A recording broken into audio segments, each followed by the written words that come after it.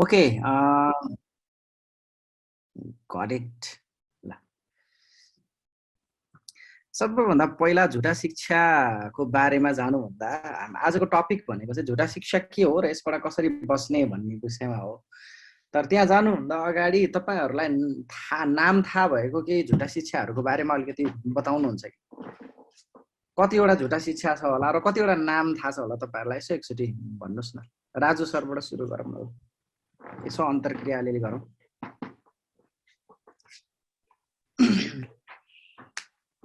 Unmute गरेर यसो। झुटा शिक्षाहरू अब मैले जस अहिले मैलेसम्म यहीँनिर नै सुनेको र देखेको र त्यसमा एकपल्ट म भोगेको पनि, म पनि एकपल्ट मलाई पनि लगिएको थियो, जुन चाहिँ यो जस्तै मातालाई नै मान्नेहरू हुन्छ नि धेरै, जुन परमेश्वर बाबु नै सबै चिज उहाँ नै हुनुहुन्छ, उहाँकै सृष्टिद्वारा भइएको हो भनेर एउटा माता मान्नेहरू जहाँ म एकपल्ट जुन कोरियनहरूले चलाएको छ त्यहाँ एकपल्ट म पुगेको थिएँ। त्यहाँनिर चाहिँ टोटल्लै अपोजिटहरू पनि सुनियो देखियो पनि। र अर्को चाहिँ एकदम चर्चामा आएको अहिले देखिएको यो एउटा हुन्छ नि यो सच्चाइ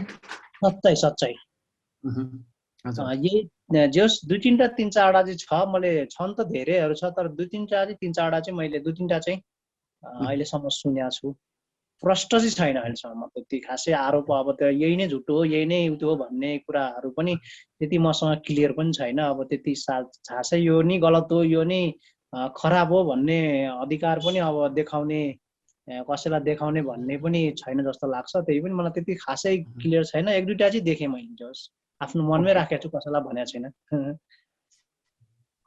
हुन्छ हुन्छ।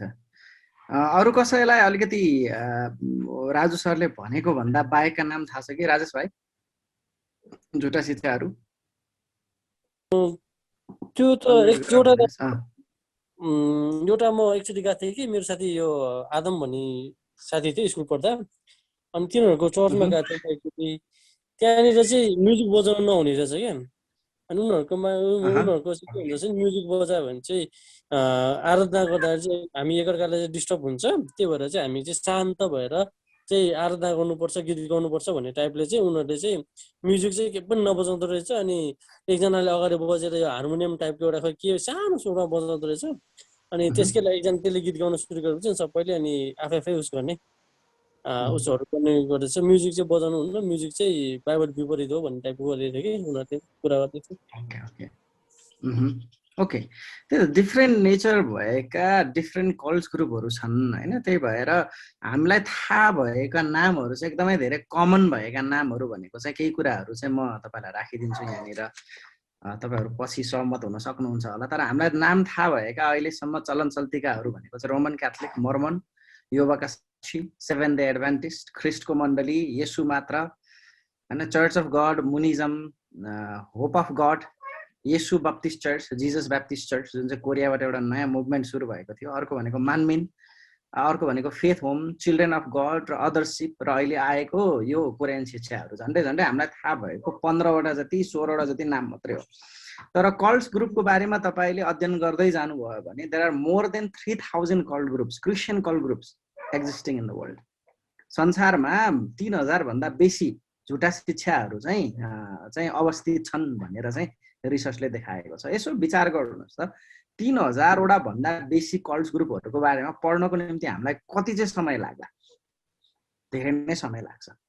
अनि यसो विचार गर्दाखेरि यो जति पनि यो कल्ट ग्रुपहरू आएका छन् कि अहिलेको मात्रै समस्या हो त? अहिलेको 21औं शताब्दीको अथवा यो होइन 100 वर्ष 200 वर्ष मात्रै भएको हो त यो कल्ट ग्रुप भनेर जब हामीले हेर्दछौँ? होइन। जब हामीले बाइबल हेर्दछौँ, starting from book of Matthew, मत्तीमा पनि येशूले के भन्नुभएको छ भन्दाखेरि चाहिँ हेर है, भेडाको खाल ओढेर ब्वाँसोहरू आउनेछन् भनेर त्यहाँनिर वार्निङ दिनुभएको छ। प्रेरितको पुस्तकमा तपाईँले हेर्नुभयो भने त्यहाँनिर भएका जति पनि चेलाहरू थिए ती सबैले झुटा शिक्षाहरूको सामना गरेका थिए। गलातीको पुस्तकमा, फिलिपीको पुस्तकमा, कलस्सीको पुस्तकमा, तिमोथीको पुस्तकमा, तीतस, पत्रुस, यूहन्ना, यहुदा र प्रकाशसम्मै जब हामीले हेर्दछौँ सम्पूर्ण नयाँ करारभित्र त्यो त्यो अवधिभरि चाहिँ के छन् भन्दाखेरि चाहिँ झुटा शिक्षा छन् भन्ने कुरा हामीले देख्दछौँ। त्यही भएर यो झुटा शिक्षा भनेको अहिलेको समस्या होइन, धेरै पहिलादेखिको समस्या हो भन्ने कुरा चाहिँ हामीले बुझ्नु पर्दछ। भन्नुको अर्थ झुटा शिक्षा हिजो पनि थिए, आज पनि छन् र भोलि पनि आउनेछन्। बाइबलले यसलाई के भनेर बताउँछ अलिकति विस्तृत रूपमा हामी हेरौँ है त। स्क्रिनमा लेखेको कुरालाई पढिदिनुहोस् न, मैले राम्रोसँग देखेको छैन, कसले देख्नु भएको छ? पावल भाइले पढिदिनुहोस् न त। पढ्नेछु। पहिलो यूहन्ना 4:1-6। प्रिय हो, जुनसुकै आत्मालाई विश्वास नगर, तर आत्माहरू परमेश्वरबाट आएका हुन् कि होइनन् भनेर तिनको जाँच गर, किनभने धेरै झुटा अगमवक्ताहरू यस संसारमा निस्किआएका छन्। यसैबाट तिमीहरू परमेश्वरका आत्मालाई चिन्छौ। हरेक आत्मा जसले यीशु ख्रीष्टको शरीरमा आउनु भएको हो भनी स्वीकार गर्छ, सो परमेश्वरबाट हो। यीशुलाई स्वीकार नगर्ने हरेक आत्मा परमेश्वरबाट होइन, तर त्यो यीशु ख्रीष्ट विरोधीको आत्मा हो, जसको विषयमा त्यो आउँछ भन्ने तिमीहरूले सुनेका छौ। अब त्यो यस संसारमा आइसकेको छ। मेरा साना बालकहरू, तिमीहरू चाहिँ परमेश्वरका हो र तिनीहरूमाथि विजय भएका छौ, किनभने जो तिमीहरूमा हुनुहुन्छ उहाँ संसारमा हुने भन्दा महान हुनुहुन्छ। तिनीहरूका संसारका हुन्, यसकारण तिनीहरू संसारकै कुरा गर्छन् र संसारले तिनीहरूका कुरा सुन्छ। हामी त परमेश्वरका हौं, जसले परमेश्वरलाई चिन्छ उसले हाम्रो कुरा सुन्छ, र जो परमेश्वरको होइन त्यसले हाम्रो कुरा सुन्दैन। यसैबाट हामी सत्यको आत्मा र भ्रमको आत्मालाई चिन्छौँ। यहाँनिर पनि पहिलो यूहन्नाले स्पष्टसँग बताएका छन् कि हैन, जो झुटा शिक्षाहरू आउँदछन् उनीहरूको सिङ पलाएको हुँदैन कि सिङ पलाएको देख्नुभयो। जस्तै राजु सर हैन माता मान्नेकोमा जानुभयो, सर त्यसकोमा के थियो, सिङहरू पलाएको थियो? झुटा शिक्षाहरूकोमा थिएन नि हैन। तपाईँ र म जस्तै थियो, तपाईँ र मैले चलाउने बाइबल नै उनीहरूले चलाउने हैन। त्यही भएर जति पनि आत्माहरू आएका छन्, जुनसुकै आत्मालाई विश्वास नगर, तर आत्माहरू परमेश्वरबाट आएका हुन् कि होइनन् भनेर तिनीहरूलाई के गर्नुपर्ने रहेछ? जाँच गर्नुपर्ने रहेछ। त्यही भएर सबैभन्दा महत्त्वपूर्ण कुरा के हो भन्दाखेरि मैले जुन विश्वास गरेको छु त्यो विश्वासको बारेमा मलाई थाहा छ कि छैन भनेर हामीले राम्रोसँग अध्ययन गर्नुपर्दछ। नेपालमा अथवा जुनसुकै मुलुकमा पनि भएको समस्या के हो भन्दाखेरि चाहिँ हामीलाई आफूले के विश्वास गर्छौँ भन्ने कुरा नै थाहा हुँदैन र त्यसपछि अरूले जे भन्यो त्यो सबै कुराहरू चाहिँ हामी विश्वास चाहिँ अगाडि गरिहाल्दछौँ। र त्यहाँबाट के भनेको छ यहाँ बाइबलमा भन्दाखेरि चाहिँ सबै आत्माहरूलाई विश्वास नगर, तर तिनीहरूको के हो रे? जाँच गर भनेर यो खण्डले हामीलाई बताएको छ। त्यसपछि अर्को खण्ड हेर्नुभयो भने यहाँनिर दोस्रो कोरिन्थीको पुस्तक 11:13-15मा कस्ता खालका हुन्छन् भन्दाखेरि चाहिँ झुटा प्रेरितहरू र छली काम गर्नेहरू ख्रीष्टका प्रेरितहरूको भेष लगाएर हिँड्नेहरू मात्रै हुन्। एउटै देखिन्छन्, केही पनि फरक हुँदैन उनीहरूको, सबै कुराहरू सेम टु सेम हुँदछ। अझ येशूको परिभाषामा भन्नु पर्दाखेरि अघि नै हामीले भन्यौँ मत्तीको पुस्तक 7:15 हैन, भेडाको खाल ओढेर आएका बुवासहरू हुन् जसले चाहिँ यी सबै कुराहरू चाहिँ नाश गर्दछ भनेर येशूले भन्नुहुन्छ। त्यसो हो भने झुटा शिक्षा भनेको के हो त? What is cults? अनि तपाईले वेबस्टर शब्दकोशमा हेर्नुभयो भने झुटा शिक्षा भनेको मण्डलीको सर्वमान्य सिद्धान्त विरुद्धमा ल्याइने कुनै पनि अवधारणा जसले विभाजन वा मतभेद ल्याउने उद्देश्य लिएका हुँदछन्। कल्ट्स अथवा झुटा शिक्षा भनेर जुन चाहिँ हामीले नेपालीमा भन्छौँ त्यसलाई कसरी परिभाषा गरेको रहेछ भन्दाखेरि मण्डलीका सर्वमान्य सिद्धान्त भनेको मतलब जुन मण्डलीहरूले यो चाहिँ हाम्रो विश्वासको सार हो है भनेर जुन सर्वमान्य सिद्धान्त छ त्यसको विरुद्धमा ल्याइने कुनै पनि अवधारणा जसको उद्देश्य के हुन्छ? मण्डली वृद्धि गर्ने होइन तर विभाजन वा मतभेद ल्याउने उद्देश्य लिएका हुँदछन्, त्यसलाई चाहिँ झुटा शिक्षा अथवा कल्ट्स भनेर चाहिँ भनिँदो रहेछ। अगाडि अलिकति बढौँ। त्यसो झुटा शिक्षा के हो भन्दाखेरि चाहिँ अर्को भाषामा भन्नु पर्दाखेरि दुईवटा शब्दावली छ यहाँनिर, एउटा हेरेसी र अर्को कल्ट अङ्ग्रेजीमा। यहाँ के भनिएको छ भन्दाखेरि बाइबलीय मूल शिक्षा र सिद्धान्तदेखि अलग मत राख्ने शिक्षालाई झुटो शिक्षा अथवा हेरेसी भनेर भनिन्छ। र यी मानिसहरूको धार्मिक समूहलाई चाहिँ झुटा धर्ममत अथवा कल्ट्स भनेर भन्ने गरिन्छ। हेरेसी भनेको झुटा शिक्षा भइहाल्यो र अर्को कल्ट भनेको चाहिँ त्यही हेरेसीलाई अपनाएर हिँड्ने ती समूहलाई अथवा झुटा धर्ममत अथवा कल्ट भनेर भनिन्छ भनेर हामीले यहाँनिर परिभाषा यहाँनिर दिएका छौँ। जस्तै उदाहरणको लागि उनीहरूले त्यति धेरै परिवर्तनहरू गर्दैनन्, सानो कुराहरू परिवर्तन गरिने हो। जस्तै यहाँनिर हामीले यहाँनिर हेर्नुपर्ने सैद्धान्तिक गल्तीहरूले बाइबलीय शिक्षालाई चाहिँ झुटा बनाउँदछ। कसरी भन्दाखेरि अब यहाँनिर है त ज्योति पनि यो पढिदिनुहोस् त। पहिला पहेँलोको हाइलाइट पढिदिनुहोस् अनि तल रातो पढिदिनुहोस् त।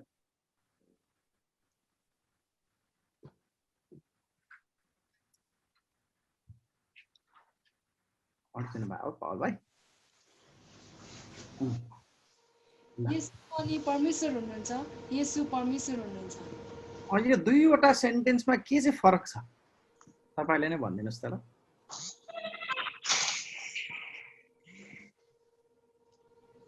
येशू पनि येशू परमेश्वर हुनुहुन्छ। के भन्नु पहल भाइ? येशू परमेश्वर हुनुहुन्छ अनि येशू नै परमेश्वर। येशू पनि परमेश्वर हुनुहुन्छ। के चाहिँ समस्या, के समस्या छ यसमा? येशू पनि परमेश्वर नै हुनुहुन्छ, येशू पनि परमेश्वर। परमेश्वर पनि परमेश्वर नै हुनुहुन्छ। येशू पनि भन्नुको सट्टा येशू नै परमेश्वर हुनुहुन्छ भन्दा नै राम्रो होला कि अब त्यही फरकमा चाहिँ अनि दुईटा सेन्टेन्समा के समस्या देख्नुभयो तपाईले? येशू परमेश्वर हुनुहुन्छ त ठिकै छ, येशू पनि परमेश्वर हुनुहुन्छ भन्दाखेरि के गलत लाग्यो तपाईहरुलाई? हैन, अनेस्टली भन्नुस्, के फरक पर्दैन? ठिकै त हो हैन? संख्याको भावना भनेको के? यसो पनि हो नि त, त्यो पनि हो नि त भन्ने हैन हैन यो आई थिंक अनिस भाइ परमेश्वर हुनुहुन्छ कि भन्ने कुरा चाहिँ मलाई त्यो सेन्टेन्सले भन्न खोजेको चाहिँ यसो पनि हुन्छ भनेपछि यसो पनि परमेश्वर हुन्छ तर अरु परमेश्वर पनि हुनुहुन्छ भन्ने कुरा चाहिँ बुझाउँछ कि भन्ने मेरो चाहिँ। एक्ज्याक्टली धेरै परमेश्वरहरू छन्, ती परमेश्वरहरूको माझमा येशू पनि परमेश्वर हो। देख्नुभयो एउटा शब्दले कहाँनिरबाट कता पुर्याउँछ? हेर्दाखेरि एकदम सिम्पल जस्तो लाग्छ। अनि त्यही भएर झुटा शिक्षाहरू जति पनि छन् अथवा हेरेसीहरू जति पनि आएका छन् तिनीहरूले धेरै ठुल्ठुलो कुराहरू गर्नु पर्दैन कि एउटा सानो कुरालाई अलिकति बङ्गाइदियो भने पुगिहाल्यो। एउटा मान्छेको मायाले कति फरक पर्दछ जिन्दगीमा भन्ने गीत छैन हैन? एउटा सानो कमा अथवा एउटा सानो के रे एउटा अक्षरले कति धेरै ठुलो फरक पर्दो रहेछ हेर्नुस् त यहाँनिर हैन? त्यही भएर अब अलिकति अगाडि बढौँ है त। ओके त्यसो हो भने अब अलिकति यहाँनिर हामी अध्ययन गर्नेछौँ झुटा धर्ममत किन वृद्धि भइरहेको छ त। त्यसो हो भने why the cults are growing भन्दाखेरि सबैभन्दा पहिला हामीले यहाँनिर पहिलो कारण भनेको जीवनका धेरै जसो प्रश्नहरूमा निश्चित र सोझै उत्तरहरू उपलब्ध गराउँदछन् यिनीहरूले। एकदमै इजी हुन्छ उनीहरूको सबै कुराहरू। दोस्रो, मानिसका आवश्यकताहरू र खाँचोहरू तुरुन्तै पुरा गरिदिन्छन्। अस्ति नै के अरे हामीले बाइबल कलेजमा पढाइरहने बेलामा 7 दोबटामा एउटा चर्च थियो अनि जहाँनिर चाहिँ एउटा स्किम आएको थियो, यदि 10 जना नयाँ विश्वासी लिएर जानुभयो भने तपाईँले एउटा पल्सर बाइक उनीहरूले चाहिँ उपहार दिन्थे।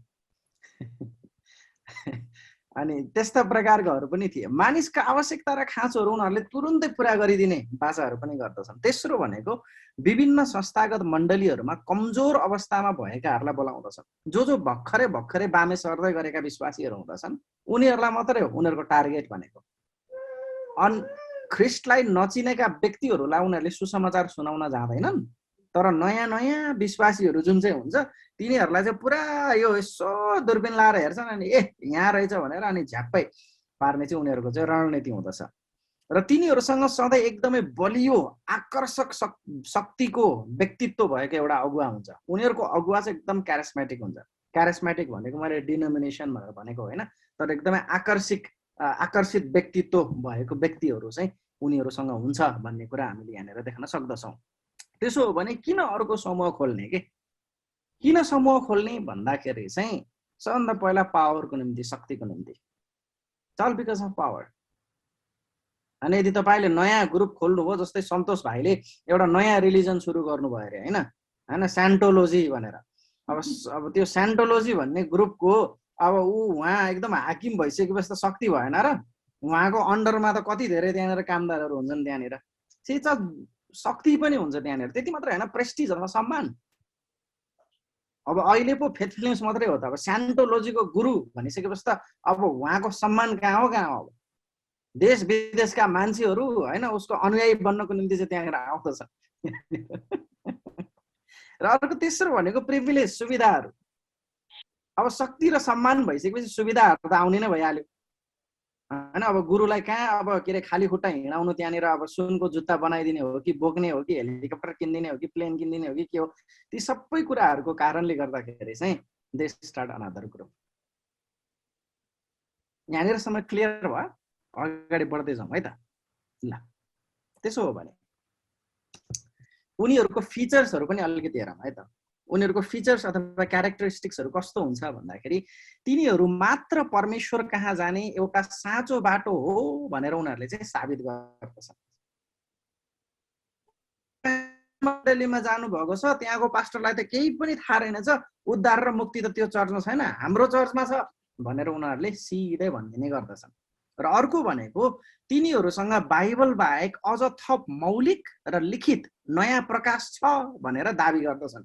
उहिले 19 फाउन्टेनमा फेरि सान्टोलोजीको कुरा गरौँ होइन, हाम्रो सन्तोष गुरु इलाम गएको बेलामा परमेश्वरले एउटा नयाँ दर्शन दिनुभएको छ, जसलाई चाहिँ उहाँले एउटा नयाँ किताबमा छाप्नु भएको छ, हो त्यो पनि पढ्नुपर्छ भनेर चाहिँ उनीहरूले दाबी गर्दछन् त्यहाँनिर।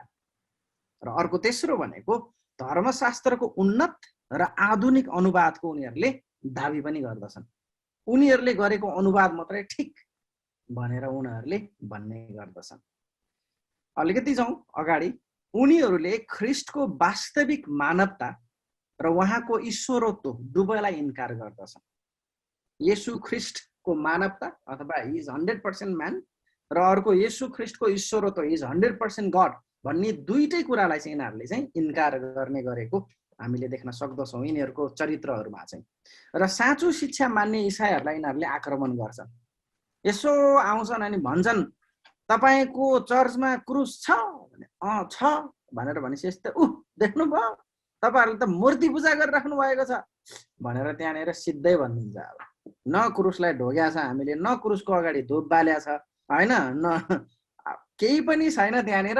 उनीहरूले आएर चाहिँ सिधै इसाईहरूलाई चाहिँ उनीहरूले आक्रमण गर्ने पनि गर्दछन् भन्ने कुरा हामीले देख्न सक्दछौँ। र साधारणतया अघि नै भने जस्तो एउटा बलियो झुटा धर्मपन्थी अगुवालाई अनुकरण गर्दछन्, जसले चेलाहरूलाई जम्मा गर्ने काम चाहिँ त्यहाँनिर गर्दछ। त्यसो हो भने अब अगाडि बढ्दै जाँदाखेरि अघि नै भने 3000 भन्दा बढी कल्ट्सहरू छन्। यिनीहरूको बारेमा अध्ययन गरेर साध्य नै छैन। एउटा कल्ट्सको बारेमा एक दिन तपाईँले यहाँनिर अध्ययन गर्नुभयो भने अब 3000 दिन लाग्ने रहेछ। 3000 दिन अध्ययन गर्दै जाँदाखेरि त फेरि अर्को कति उम्रिन्छन् त्यहाँनिर। अस्ति माता परमेश्वर आउनु भएको छ, अब अर्को पिता परमेश्वर आउँछ, त्यसपछि अङ्कल परमेश्वर, आन्टी परमेश्वर, काका काकी होइन, भतिज भतिजी सबै आउँछन् त्यहाँनिर। कति आउँछन्। त्यसो हो भने अब यिनीहरूलाई चाहिँ जान्नको निम्ति 7वटा एकदम सिम्पल फर्मुला छ। यो चाहिँ तपाईँहरूले कन्ठे गर्नु पर्यो। झुटा शिक्षा चिन्नको निम्ति के हो त आधार भन्दाखेरि सबैभन्दा पहिला तपाईँले सोध्नुपर्ने प्रश्न भनेको बाइबल भन्दा बाहेक अरू पुस्तक छ? यदि उनीहरूले छ भनेर भन्ने भने तपाईँको दिमागमा चाहिँ घन्टी बज्नु पर्यो। तपाईँले हेराफेरी भन्ने फिल्म हेर्नुभएको छ? जहाँनिर चाहिँ त्यो के अरे सुनिल शेट्टीले साइन गर्ने बेलामा एउटा गीत बज्छ नि होइन, गोलमाल हे भाइ गोलमाल हे भनेर, त्यो होइन ब्याकग्राउन्डमा गीत बज्छ नि। त्यस्तै गरे है, बाइबल बाहेक अरू पुस्तक छ भनेर तपाईँले प्रश्न सोद्धा छ भन्यो भने के बज्नु पर्यो? गोलमाल हे भाइ गोलमाल हे भन्ने त्यो गीत चाहिँ ब्याकग्राउन्डमा तपाईँहरूको चाहिँ बज्नु पर्यो। बुझ्दै हुनुहुन्छ है त? सबभन्दा पहिलो प्रश्न भनेको बाइबल बाहेक अरू पुस्तक छ? दोस्रो भनेको परमेश्वर को हुनुहुन्छ होइन? परमेश्वर पनि एक जमानामा मान्छे हुनुहुन्थ्यो अनि मान्छेबाट विकसित हुँदै हुँदै हुँदै उहाँ ईश्वर हुनुभयो भनेर भनिदियो भने त फेरि के हुनु पर्यो रे? ब्याकग्राउन्डमा के बज्नु पर्यो? गोलमाल हे भाइ, गोलमाल हे, है। त्यो चाहिँ मजाले तपाईँको ब्याकग्राउन्डमा चाहिँ भड्किनु पर्ने हुन्छ। मैले साँच्चै भनेको, मर्मनहरूले त्यही नै भन्छ। मर्मनहरूको शिक्षा अनुसार परमेश्वर पनि मान्छे हुनुहुन्थ्यो अरे, अनि विकसित हुँदै हुँदै हुँदै इन्लाइटमेन्ट पाएर चाहिँ उहाँ चाहिँ के अरे परमेश्वर हुनुभयो भनेर उनीहरूले चाहिँ भन्दछन्। र एक दिन तपाईँ र मैले पनि त्यो सिद्धता प्राप्त गरिसकेपछि हामी पनि ईश्वर हुन्छौँ भनेर उनीहरूले सिकाउँदछ। त्यही भएर परमेश्वर को हुनुहुन्छ? अर्को भनेको येशू को हुनुहुन्छ? येशू खाली मान्छे मात्रै हो कि? अनि येशू साँच्चीकै नमरेको हो कि? येशू अगमवक्ता हो कि? येशू को हुनुहुन्छ? हामीले सोध्नुपर्ने तेस्रो प्रश्न। चौथो भनेको पवित्र आत्मा को हुनुहुन्छ? शक्ति मात्रै हो कि उहाँ व्यक्ति पनि हो? अर्को, मुक्ति कसरी पाइन्छ हैन? सोध्नुपर्छ। विश्वास आफ्नो ठाउँमा छ। हाम्रो संस्थामा आएर 2 वर्ष इन्टर्नसिप गर्नुपर्छ, अनि 2 वर्ष इन्टर्नसिप पाइसकेपछि चाहिँ हाम्रो फादरले आएर तपाईँलाई यसो फुकिदिनुहुन्छ। त्यो फुकिदिइसकेपछि चाहिँ अनि मुक्ति पाउनुहुन्छ भनेर भन्न थाल्यो भने के हुनु पर्यो रे? पछाडि गोलमाल हे भाइ, गोलमाल हे, है। त्यो चाहिँ एकदम याद राख्नुहोस्। त्यही भएर मरेपछि के हुन्छ? छन् कि? यो 7वटा प्रश्नको आधारमा हामी यो शुक्रबारसम्म हामी अध्ययन गर्नेछौँ। के हो अरे? पहिलो प्रश्न, बाइबल बाहेक अरू पुस्तक छ? दोस्रो, परमेश्वर को हुनुहुन्छ? तेस्रो, येशू को हुनुहुन्छ? चौथो, पवित्र आत्मा को हुनुहुन्छ? पाँचौं, मुक्ति कसरी पाइन्छ? छैठौं, मरेपछि के हुन्छ? र अन्य विधिहरू केही छन्। यो 7वटा प्रश्न चाहिँ एकदमै धेरै महत्त्वपूर्ण प्रश्न, जसको आधारमा हामी शुक्रबारसम्म अध्ययन गर्नेछौँ। अनि यो कोर्सको उद्देश्य भनेको के हो भन्दाखेरि, झुटा शिक्षाहरू 3000 भन्दा बेसी छन्। यिनीहरूलाई अध्ययन गर्न साध्य छैन। त्यही भएर यदि तपाईँले सक्कली चिन्नु भएको छ भने नक्कली अवश्य पनि चिन्नुहुन्छ। यदि तपाईँलाई सक्कली थाहा छ भने नक्कली अटोमेटिकली चिन्नुहुन्छ। त्यही भएर पहिला सक्कली जानौँ न। सक्कलीसँग खेल्न थालिसकेपछि, सक्कली कुरालाई तपाईँले छामेर महसुस गरिसकेपछि यो नक्कली हो भन्ने कुरा त यतिकै थाहा भइहाल्छ, हैन र?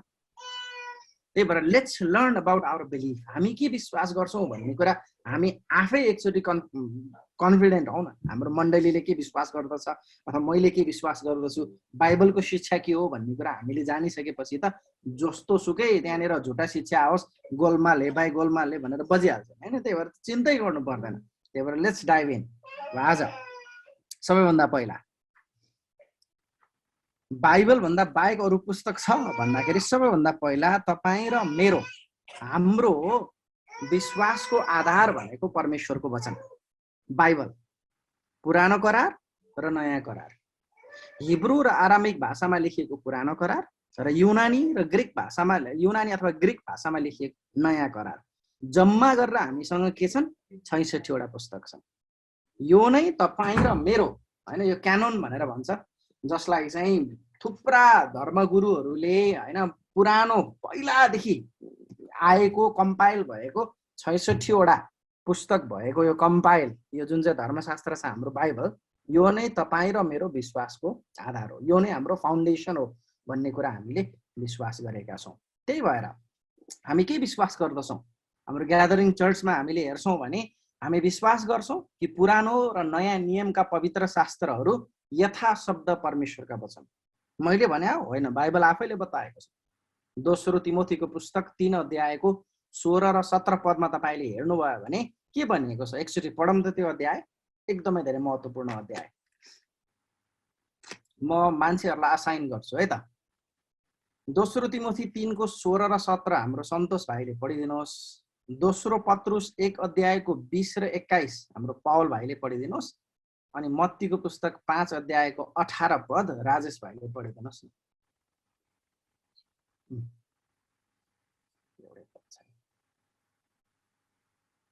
मेरो कुन चाहिँ पो थियो अरे? दोस्रो तिमोथी 3 अध्यायको 16 र 17।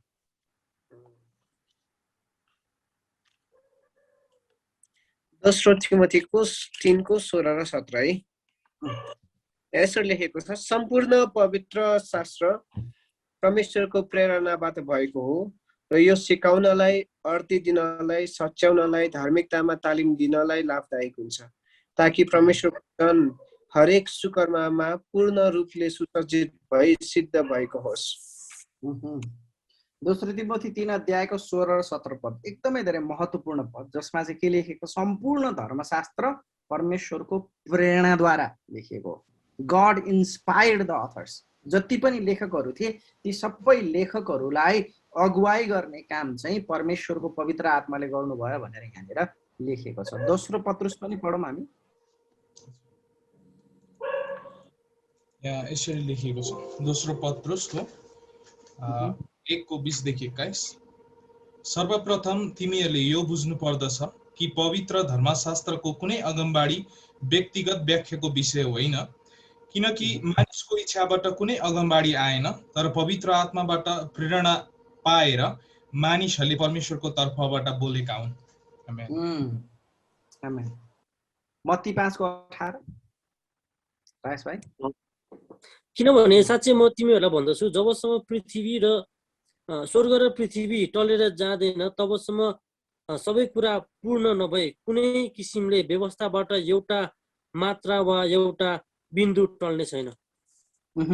भनेको मतलब के भन्न खोजेको छ भन्दाखेरि चाहिँ परमेश्वरको वचन अचुक छ।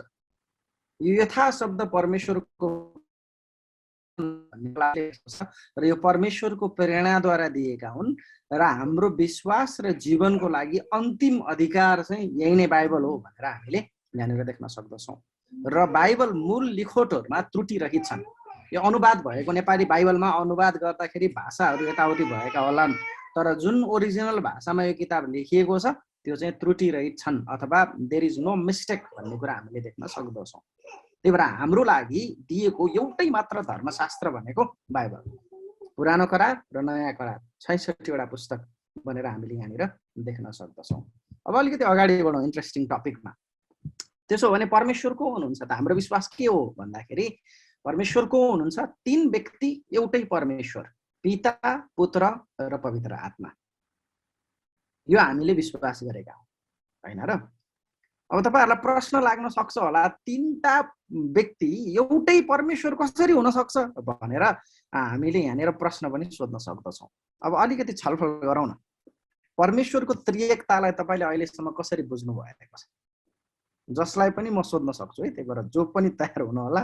भिडियो अफ गरे पनि म सोध्छु, भिडियो अन गरेकोलाई पनि म सोध्छु।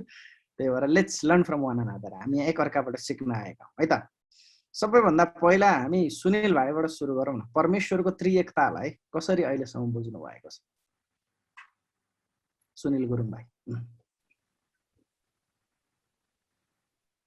मैले बुझेको चाहिँ अहिलेसम्म चाहिँ परमेश्वर चाहिँ एकै हुनुहुन्छ हैन, तर उहाँहरूको जुन नामकरण गरेको छ नि पवित्र आत्मा ख्रीष्ट, उहाँहरूको काम चाहिँ आफ्नो काम छ भन्ने कुरा चाहिँ मैले बुझेको छु। ओके, काम चाहिँ फरक तर परमेश्वर चाहिँ एउटै भनेर तपाईले अहिलेसम्म बुझ्नु भएको छ हैन त? यो मनोज सर।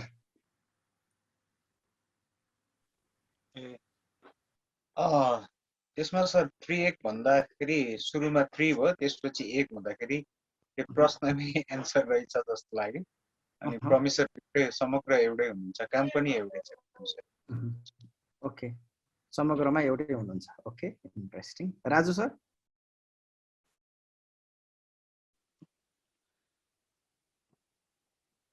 परमेश्वर उहाँ चाहिँ अब एउटै हुनुहुन्छ र उहाँले जुन दिनुभएको शक्ति र हाम्रो निम्ति पठाइनु भएको प्रभु येशू ख्रीष्ट उहाँहरूको चाहिँ कामको निम्ति पठाइएको मानिस हो। तर कामको निम्ति पठाउनु भएको एउटा शक्ति हो।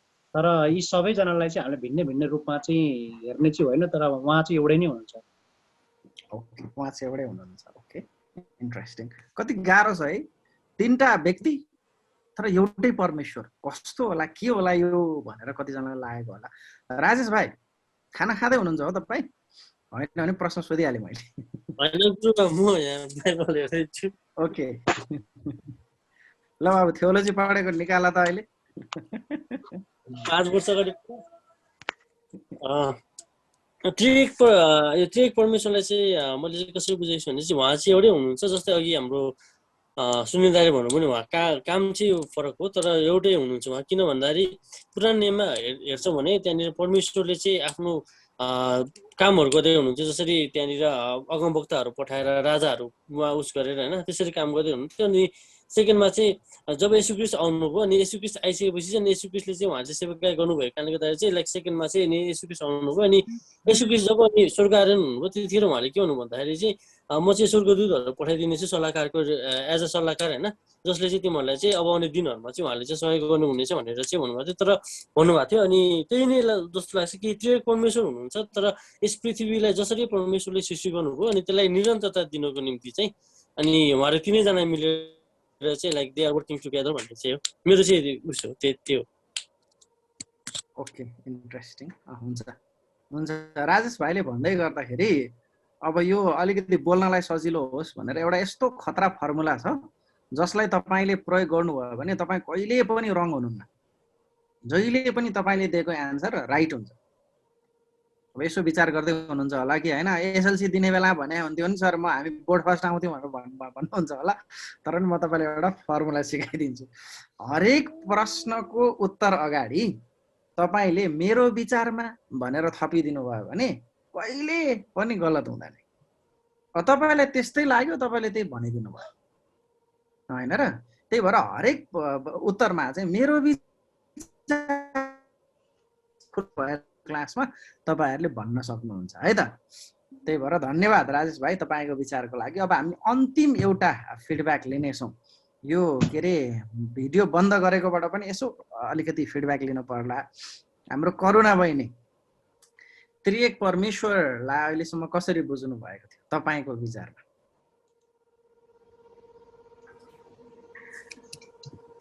मलाई केही थाहा त छैन त राम्रोसँग। ठिकै छ, त्यही पनि त अलिअलि त थाहा छ होला नि त होइन? त्रिएक भन्ने त थाहा छ होला नि त। मैले सुनेको पहिलेबाट चाहिँ पिता पुत्र पवित्र आत्मा भन्ने चाहिँ मैले त्यो, तर मैले धेरै चाहिँ मलाई चाहिँ थाहा नै छैन।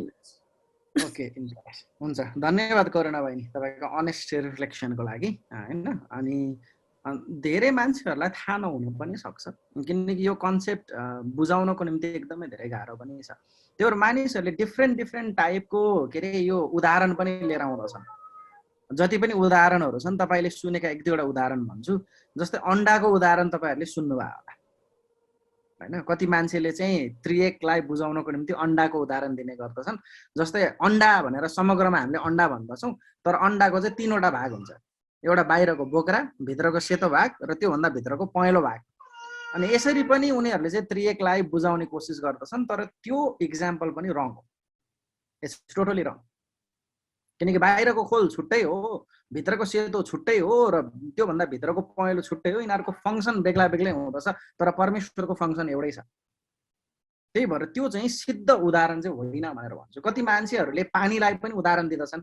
जस्तै H2O होइन, पानी जमाएपछि आइस हुन्छ, के अरे अलिकति हिट आयो भने बाफ हुन्छ, तर पानी पानी नै हो भनेर भन्छन्, तर त्यो पनि गलत हो। थुप्रा जति पनि उदाहरणहरू छन् यहाँनिर तपाईँ र मैले सुनेकाहरू, कुनै पनि कुराहरूले परमेश्वरको त्रिएकतालाई व्याख्या गर्नको निम्ति चाहिँ सकेको छैन।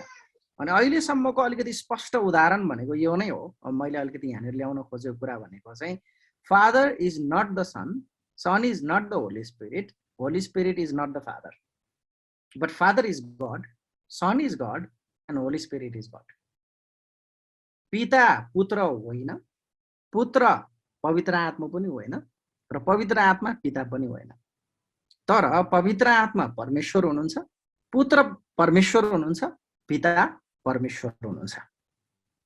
हामीले बुझेको, हामीले विश्वास गर्ने भनेको यो हो। अब यो कहाँ छ भनेर तपाईँले भन्नुहुन्छ भने तपाईँलाई थाहा छ यो त्रिएकताको स्पष्ट उदाहरण कहाँनिर देखिएको छ भन्दाखेरि येशू ख्रिस्टको बप्तिस्मामा। जब येशू बप्तिस्मा लिँदै हुनुहुन्थ्यो, एकचोटि त्यो खण्ड पनि पल्टाउँ होइन, कतिजनालाई थाहा नहुन सक्छ। बाइबल कलेज पढेका भाइ बहिनीहरूलाई त अलिकति सजिलो होला, तर बाइबल कलेज नपढेकाहरूलाई अलिकति कन्फ्युज हुन सक्छ। त्यही भएर मत्तीको पुस्तक हामी पल्टाउँ न। मत्तीको पुस्तकमा येशूको बप्तिस्मा भनेर यहाँनिर लेखिएको छ 3 अध्यायमा। 3 अध्यायमा तपाईँले हेर्नुभयो भने यहाँनिर तपाईँले देख्नुहुन्छ 3 अध्यायको 16 पद। मत्तीको पुस्तक 3 अध्यायको 16 पदमा यहाँ के लेखिएको छ भन्दाखेरि अनि येशू बप्तिस्मा लिएर तुरुन्तै पानीबाट माथि निस्कनु भयो अनि स्वर्ग उघ्रियो र उहाँले परमेश्वरका आत्मालाई ढुकुर झैं ओर्लिरहनु भएको र आफूमाथि आइरहनु भएको देख्नुभयो। तब स्वर्गबाट यो बाणी आयो, यिनी मेरा प्रिय पुत्र हुन्, यिनीसँग म अति प्रसन्न छु। यहाँनिर हामीले पुत्र येशू ख्रीष्टलाई पनि देख्दछौँ, पवित्र आत्मालाई पनि देख्दछौँ र परमेश्वरको आवाजलाई पनि यहाँनिर उजागर गरेको कुरा देख्न सक्दछौँ। 3टा व्यक्तित्व होइन है, मैले पर्सनालिटी भने होइन, पर्सन भनेर भने हो। 3टा व्यक्ति तर एउटै परमेश्वर भन्ने कुरा हामीले यहाँनिर देख्न सक्दछौँ। कहाँनिर छ एउटै परमेश्वर? यहाँ त 3टा परमेश्वर भयो, तर हामीले विश्वास गरेको त्रिदेव पनि होइन, त्रिमूर्ति पनि होइन, तर त्रिएक हो, एउटै परमेश्वर हामीले विश्वास गरेको। अब यसलाई व्याख्या गर्नको निम्ति एउटा अगस्टिनले के भन्नुभएको छ भन्दाखेरि चाहिँ if you try to deny it you will lose your faith, if you try to explain it you will lose your brain भनेको छ कि। कति राम्रो छ। यदि तपाईँले इन्कार गर्नुभयो भने तपाईँले आफ्नो विश्वास गुमाउनुहुन्छ, यदि तपाईँले व्याख्या गर्नु दिमाग गुमाउनुहुन्छ। अब के चाहिँ भन्यो कन्सेप्टको बारेमा, तर हामीलाई थाहा भएको एक दुईवटा कुराहरू हामीले यहाँनिर गर्न सक्दछौँ कि बाइबलमा परमेश्वर प्रेम हुनुहुन्छ भनेर लेखिएको छ हो। यसमा त हामी सबैजना एग्री हुन सक्छौँ। गड इज लभ होइन, पहिले योहन्नामा त्यही नै लेखेको छ। यसो विचार गर्नुहोस् त, एकजनाले मात्रै प्रेमलाई अनुभव गर्न सक्छ होला? Can a single person love or express love? सक्छ होला? लभ त कम्युनिटीमा हुन्छ नि हजुर भाइ, एक्सप्रेस गर्न सकिँदैन, किन रिसिपिएन्ट हुनु पर्दछ हैन, त्यसलाई एक्सप्रेस गरेको थाहा गर्ने अर्को व्यक्ति हुनु पर्दछ, नत्र भने एक्सप्रेस हुँदैन, त्यो एक्सप्रेसै होइन त्यो शब्द हैन। लभ चाहिँ के हो भन्दाखेरि चाहिँ लभ इज अ भर्ब भनेको एक्सन हो हैन, रिसिपिएन्ट चाहिँ हुनै पर्दछ। यदि परमेश्वर प्रेम हुनुहुन्छ भनेर बाइबलले भन्दछ भने कोसँग चाहिँ प्रेम गरेर बस्नु भएको थियो कि सृष्टि गर्नुभन्दा अगाडि? अनि हामीले देख्न सक्ने के हो भन्दाखेरि चाहिँ जुन यो परमेश्वरको चरित्र छ लभ, त्यहीबाट हामीले के देख्न सक्दछौँ भन्दाखेरि he was in a community of the father son and the holy spirit. पिता पुत्र र पवित्र आत्माको यो जुन चाहिँ फेलोशिप छ हैन, यसमा उहाँहरू एक अर्कालाई प्रेम गरिराख्नु भएको थियो भन्ने कुरा हामीले यहाँनिर देख्न सक्दछौँ। र अर्को कुरा भनेको बाइबलमा तपाईँ र मैले देख्यौँ भने परमेश्वरलाई हैन पिता भनेर त्यहाँनिर सम्बोधन गरिएको छ। त्यहाँनिर येशू जब आउनुभयो उहाँले पनि त्यही नामले पुकारेको हामीले त्यहाँनिर देख्न सक्दछौँ। त्यही भएर ही वाज इन अ कम्युनिटी, 3 व्यक्ति तर एउटै परमेश्वर भनेर हामीले यहाँनिर देख्न सक्दछौँ। अलिकति अगाडि जाउँ, त्यसपछि हामी केही अलिकति छलफल पनि चलाउनेछ। आज हामी यही मात्र हामी बन्द गर्नेछौँ, भन्दा अगाडि हामी जाने छैनौँ। हामीले विश्वास गरेको, हामी ग्यादरिङमा विश्वास गर्ने के हो भन्दाखेरि चाहिँ हामी के विश्वास गर्छौँ? सुनिल भाइले पढिदिनुहोस् त राजा, स्क्रिनमा लेखेको कुरा। हामी विश्वास गर्दछौँ एक मात्र एक परमेश्वरमा, व्यवस्था 6:4, मत्ती 28:19, जसको अस्तित्व अनादिदेखि 3 व्यक्तिहरूमा रहेको छ, जोहरू पिता र पुत्र र पवित्र आत्मा हुनुहुन्छ। 2 कोरिन्थी 13:14, जोहरू अस्तित्वमा सह अनन्त हुनुहुन्छ, स्वभावमा अभिन्न हुनुहुन्छ, शक्ति र महिमामा बराबर हुनुहुन्छ, गुणहरू र सिद्धान्तहरूमा समान हुनुहुन्छ। हामीले विश्वास गर्ने चाहिँ यो एक मात्र त्रिएक परमेश्वरमा। व्यवस्थाको पुस्तक 6 अध्यायको 4 पद हेर्नुभयो भने यो चाहिँ यहुदीहरूको मूल मन्त्र थियो। उनीहरूले दिन रात उठेर यसरी टाउको हल्लाइ उनीहरूले घोक्ने पद चाहिँ यही नै हो, हे इजरायल सुन, परम प्रभु हाम्रा परमेश्वर एउटै हुनुहुन्छ। अदोनाई एलोहेनु एदोनाई एखद भनेर चाहिँ हिब्रू भाषामा चाहिँ भनिन्छ। उनीहरू उठेर दिनरात यसरी टाउको हल्लाएर उनीहरूले रट्ने भनेको यही नै हो, हाम्रो परमेश्वर एउटै हुनुहुन्छ भनेर चाहिँ उनीहरूले चाहिँ रट्ने गर्दथे, जसको अस्तित्व अनादिदेखि 3 व्यक्तित्वहरूमा रहेको छ, जोहरू पिता पुत्र र पवित्र आत्मा हुनुहुन्छ भनेर हामीले हेर्यौँ। र उहाँको गुणहरू कस्तो छ? अस्तित्वमा सह अनन्त। पुरानो करारमा पिता परमेश्वर, नयाँ करारमा हैन पुत्र परमेश्वर, त्यसपछि येशू स्वर्गारोहण भइसकेपछि पवित्र आत्मा आउनु भएको होइन। उहाँहरू फ्रम द क्रिएसन सृष्टिलाई हैन सम्पूर्ण सृष्टिलाई अस्तित्वमा ल्याउनको निम्ति पनि त्रिएक परमेश्वरले भूमिका खेल्नु भएको थियो। पुरानो करारमा पनि उहाँ हुनुहुन्छ, नयाँ करारमा पनि तिनैजना हुनुहुन्छ र अहिले पनि उहाँ तिनैजना हुनुहुन्छ भन्ने कुरा हामीले यहाँनिर देख्न सक्दछौँ। स्वभावमा उहाँहरू अभिन्न हुनुहुन्छ, वी क्यानट सेपरेट देम। शक्ति र महिमामा बराबर हुनुहुन्छ। पिता ठुलो पुत्र सानो पवित्र आत्मा त्यो भन्दा पनि सानो भन्ने होइन। शक्ति र महिमामा पिता पुत्र र पवित्र आत्मा बराबर हुनुहुन्छ र गुणहरू र सिद्धतामा पर्फेक्सनमा पनि उहाँहरू समान हुनुहुन्छ भन्ने कुरा चाहिँ हामीले विश्वास गर्दछौँ। अलिकति अगाडि बढौँ, त्यसपछि हामी छलफल गर्नेछौँ। सुरुमा हामीले के भन्यौँ भन्दाखेरि हाम्रो बाइबलीय विश्वास अनुसार 3 व्यक्ति एउटै परमेश्वर पिता पुत्र र पवित्र आत्मा भनेर हामीले हेर्यौँ। परमेश्वर भनेर प्राय जसो पितालाई भनिन्छ, जुन येशू आफैले सेवामा उहाँले भन्नुभएको छ, तिमीहरू चाहिँ यस किसिमले प्रार्थना गर, हे हाम्रो स्वर्गमा बस्नुहुने पिता भनेर येशूले नै पिता भनेर यहाँनिर सम्बोधन गर्नुभएको छ। यहाँनिर परमेश्वर हामीले विश्वास गर्दछौँ। त्यही भएर परमेश्वरलाई कति मान्छेहरूले चाहिँ विशेष गरी फेमिनिस्टहरूले चाहिँ हैन येशूले पिता भन्नुभयो भनेर उनीहरूले चाहिँ सी गड पनि बनाएका छन्। बाइबलमा सबै हि लेखेको ठाउँमा सी सी सी लेखेर पनि पढ्ने गर्दछन्। तर हामीले बुझ्नुपर्ने कुरा भनेको चाहिँ गड इज स्पिरिट, उहाँ चाहिँ आत्मा हुनुहुन्छ भनेर हामीले यहाँनिर देख्न सक्दछौँ। र सबैभन्दा महत्त्वपूर्ण कुरा अब परमेश्वरले कुनै वस्तु वा थोक बिना नै संसारको सृष्टि गर्नुभयो। शून्यबाट उहाँले सृष्टि गर्नुभएको एक्जिस्टिङ कुराहरूलाई उहाँले फेरि हैन पुछपाछ गरेर नयाँ बनाएको होइन। केही पनि थिएन, शून्य थियो, अनि त्यो शून्यबाट उहाँले सबै कुराहरू सृष्टि गर्नुभयो भन्ने कुरा हामीले विश्वास गर्दछौँ। र अर्को, उहाँ व्यक्तिगत परमेश्वर हुनुहुन्छ र मानिसमा क्रियाशील हुनुहुन्छ भनेर हामीले देख्न सक्दछौँ। र उहाँको गुण अस्ति भर्खर हामीले युएलमा पनि पढेका थियौँ, उहाँ अनन्त अपरिवर्तनीय पवित्र प्रेमिलो परमेश्वर हुनुहुन्छ भन्ने कुरा हामीले यहाँनिर देख्न सक्दछौँ। अब अलिकति ट्रिनिटीको बारेमा अलिकति हामी छलफल चलाउँ न। अलिकति त्रिएकतालाई अलिकति राम्रोसँग व्याख्या गर्नको निम्ति हाम्रो सन्तोष भाइको हेल्प चाहिँ म अपेक्षा गर्दछु। If you have any additional thought on the Trinity. ल धन्यवाद। सबैभन्दा गाह्रो टपिकमा भन्न लगाउनु भयो। त्यो अघि यो सरले भन्दै गर्दा म पनि तपाईँहरूलाई यही पोइन्ट भन्नेवाला थिएँ। अगस्टिनले भनेको वाला, if you try to explain it you will lose your mind भनेर होइन। एकदमै गाह्रो कन्सेप्ट, तर it is also the core of all Christianity. हामीले जे कुरा विश्वास गर्छौँ त्यसको मुख्य केन्द्र अनि मुख्य नै यही हो। यही कुराले नै तपाईँ विश्वासी हुनुहुन्छ कि हुनुहुन्न भन्ने कुरा देखाउँदछ। हामी के विश्वास गर्दछौँ भन्दा ट्रिनिटी भनेको चाहिँ वान गड, एउटा परमेश्वर तीनवटा व्यक्तिमा है। अघि व्यक्तित्व होइन, फरक फरक चित्रण भएको होइन, तर तीनवटा फरक व्यक्तिमा एउटै परमेश्वर। यसको अर्थ चाहिँ गड द फादर परमेश्वर, गड द सन येशू ख्रिस्ट अनि गड द होली स्पिरिट, यो तीनवटा छुट्टा छुट्टै व्यक्ति एउटै परमेश्वर हुनुहुन्छ भनेर चाहिँ हामी यो कुरामा विश्वास गर्छौँ।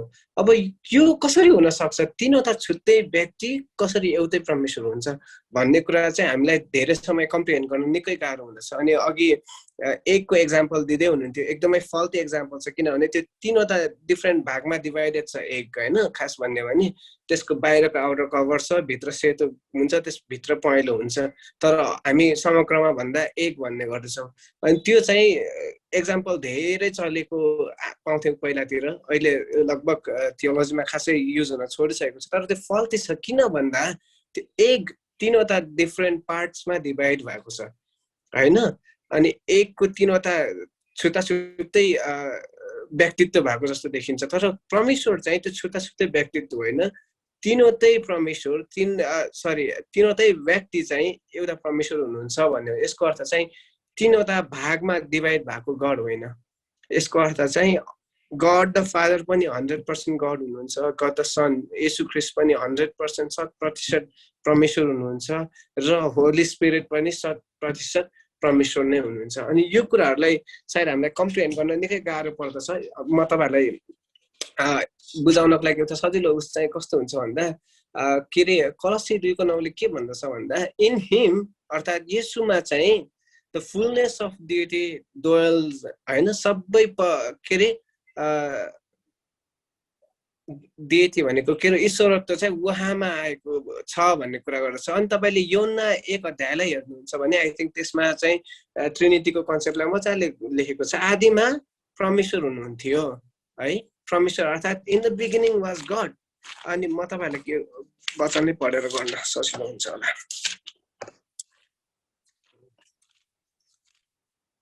ओके, सो यहाँ के छ भन्दा आदिमा वचन हुनुहुन्थ्यो है, वचन अनि वचन परमेश्वरसँग हुनुहुन्थ्यो अनि वचन चाहिँ परमेश्वर हुनुहुन्थ्यो है, वचन परमेश्वर हुनुहुन्थ्यो भनेर भनेको छ। अनि तपाईँले उत्पत्तिलाई हेर्नुहुन्छ भने परमेश्वरले वचनद्वारा नै संसारलाई बनाउनु भएको छ, अर्थात् त्यहाँ उस भयो। अनि आदिमा परमेश्वरसँग हुनुहुन्थ्यो भन्ने कुरा चाहिँ वचन चाहिँ परमेश्वरसँग हुनुहुन्थ्यो भनेको छ। तपाईँले तल आएर अनि एकछिन है 9 पदमा होला 14 अनि 14 पदमा तपाईँले हेर्नुभयो भने यहाँ के लेखेको छ भन्दा अनि वचन देहधारी हुनुभयो र अनुग्रह र सत्यताले पूर्ण भई अर्थात् 100% भई हाम्रो बीचमा वास गर्नुभयो भनेको। अब त्यो वचन त्यो परमेश्वर चाहिँ येशूको रूपमा हैन वचन देहधारी भएर आउनुभयो अनि हामीले उहाँको महिमालाई त्यहाँ देख्न सक्यौं, अर्थात् परमेश्वरको ग्लोरीलाई हामीले येशूमा देख्न सक्यौं भनेको छ। अनि यो ट्रिनिटीको कन्सेप्ट अघि हामीले हेर्दै गर्दा ब्याप्टिजमको कुराहरुबाट येशू ख्रीष्टको ब्याप्टिजमको कुरा एकदमै क्लियर एक्जाम्पल। अनि त्यसपछि त्यहाँ के छ भन्दा युनिटी अफ गॉड हेड तर 3 डिफरेन्ट पर्सनमा हैन, एकतामा रहेको एक परमेश्वरको 3वटा व्यक्ति देख्न सक्छौं। अनि यसमा चाहिँ के कुरामा फरक हुन्छ भन्ने चाहिँ हामीलाई रियलाइज गर्न जरुरत छ। एसेन्स फरक छ उहाँहरुको हैन, उहाँहरुले गर्ने काममा फरक छ अनि उहाँहरुको सब्स्टेन्समा फरक छ, तर उहाँहरु इटर्निटीमा एकै हुनुहुन्छ हैन। त्यो चाहिँ ट्रिनिटीको उस हो जस्तो लाग्छ। म त बुझेको त्यति नै होला। एक्सप्लेन गर्न आफूलाई युज गरे पनि एक्सप्लेन गर्न निकै गाह्रो छ यो टपिक है। धन्यवाद, थ्याङ्क यू सो मच। अलिअलि अझ धेरै क्लियर भयो होला। अझ हामी जति अध्ययन गर्दै जाँदाखेरि अझ धेरै क्लियर हुन्छ कन्सेप्टहरू। तर मैले तपाईलाई एउटा सोध्नै पर्ने प्रश्न भनेको चाहिँ what was God doing before the creation? सृष्टिलाई अस्तित्वमा ल्याउनु भन्दा अगाडि परमेश्वरले के गरिराख्नु भएको थियो होला, के गर्नु भएको थियो होला? त्यहाँबाट प्रश्न सोध्नु भएको थियो। Any idea? मलाई सोध्नु भएको हैन, जसलाई पनि ओपन क्वेशन। एकचोटि अरूबाट सुनौँ न त। अरूबाट सुनौँ न त ल। कहिले यो प्रश्न सोध्नु भएको थियो आफूले आफूलाई? Yes, I have asked myself. अनि हुन्छ, मलाई चाहिँ के लाग्छ भन्दाखेरि यस संसार र यस ब्रह्माण्डकै सृष्टि हुनुभन्दा अगाडि पनि चाहिँ परमेश्वर चाहिँ आफ्नो स्वर्गदूतहरूको सामै हुनुहुन्थ्यो र उहाँ चाहिँ त्रिएकै समूहमा नै चाहिँ हुनुहुन्थ्यो र चाहिँ प्रकाशमा लेखा झै चाहिँ त्यहाँ त्यतिखेर पनि स्वर्गदूतहरू चाहिँ दिनरात परमेश्वरको महिमा नै गर्दथे। अनि त्यतिखेर चाहिँ परमेश्वरले सायद आफ्नो प्लानहरू बनाउँदै हुनुहुन्थ्यो होला सायद। अनि अनि मेरो विचारमा चाहिँ प्लानहरू बनाउँदै हुनुहुन्थ्यो होला। अनि के सबै कुरा चाहिँ उहाँको हुन्छ नि एज टाइम चाहिँ, अनि त्यसमा अनि पछि चाहिँ समय आयो अनि ब्रह्माण्डको निर्माण भयो, समयको निर्माण भयो, त्यसै भयो होला। ओके, स्वर्गदूतहरू सृष्टि गर्नुभन्दा अगाडि नि त्योभन्दा नि अगाडि जाउँ अझै। सर त्योभन्दा अगाडि चाहिँ त्यही त्रिएकताको समूहमा हुनुहुन्थ्यो। अनि त्यतिखेर त त्यस्तो सोच्नै नसकिने, खै अब एकअर्काको महिमा गर्दै खै अब मेरो विचारमा हैन। ओके, इन्ट्रेस्टिङ, भेरी गुड बाबु, आई एम भेरी इम्प्रेस्ड। विशाल सरलाई सोध्न चाहन्छु बाबा। मेरो विचारमा चाहिँ यस विषयमा मेरो अधिक अध्ययन पुगेन, म यही नै भन्न चाहन्छु। धन्यवाद। धन्यवाद विशाल सर। हुन्छ राजेश भाइ।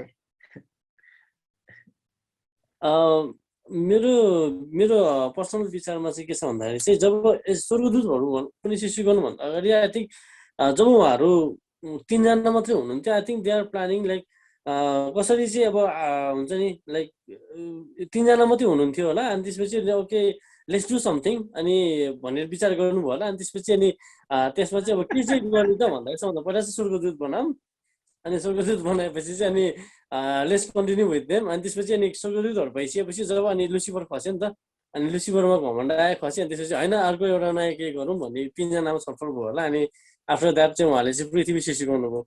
अनि त्यसको लागि चाहिँ सोच्नुभयो, एकअर्कासँग सल्लाह लिनुभयो, सोच्नुभयो, त्यसरी चाहिँ सायद टाइम स्पेन्ड गर्नुभयो होला उहाँले।